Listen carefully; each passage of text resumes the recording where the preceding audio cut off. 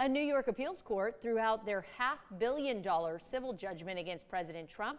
Some of the judges agreed that the president and his companies engaged in fraud, but deemed the fine as, quote, excessive. The president calls it a, quote, total victory. And as Monica Alba tells us, the New York Attorney General says the state will appeal the ruling. President Trump on social media declaring total victory after a New York appeals court threw out a $500 million civil fraud penalty against him and his companies.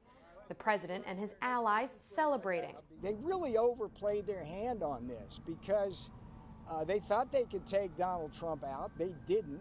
But it's not quite that simple. It's a win and a loss. I mean, in the sense that he's still technically liable, but the penalty has now been erased. The 323-page opinion contains 3 separate rulings from the court's 5 judges and reveals they were deeply divided, with 2 judges in favor of upholding the fraud judgment but dismissing the financial penalty, 2 in favor of ordering a new trial, and 1 in favor of dismissing the case altogether. Certainly it is a benefit to the Trump organization not have to pay $500 million in a fine. What's important here is that the court upheld the finding that the Trump organization engaged in massive fraud.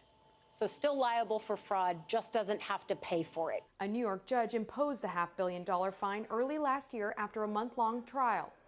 The court ruling the president and his companies engaged in, quote, repeated and persistent fraud. The state accusing Trump and his companies of lying to banks and insurance companies about the value of his properties in order to profit off sweetheart deals on loans and insurance policies. Trump repeatedly slammed the case at the time, calling it politically motivated.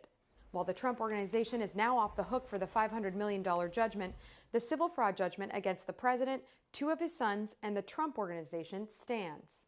Monica Alba, NBC News, Washington.